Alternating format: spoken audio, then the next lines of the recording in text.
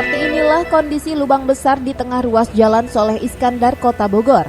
Lubang berdiameter hampir 80 cm dengan kedalaman sekitar 4 meter ini menganga.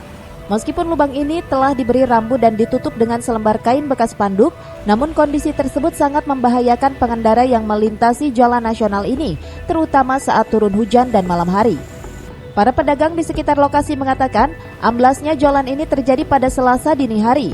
Sebelumnya kondisi lubang hanya berupa cekungan, namun lambat laun berlubang dan membesar.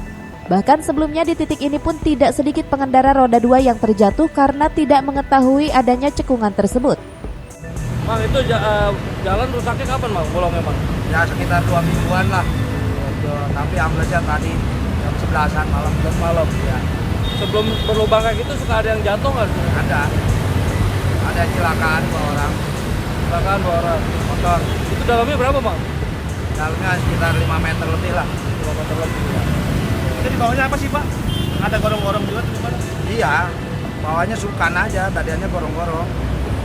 Gitu. Gorong-gorongnya nggak ada, kosong.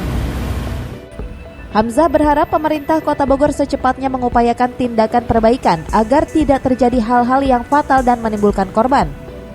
Dari Kota Bogor, Herman Bons melaporkan.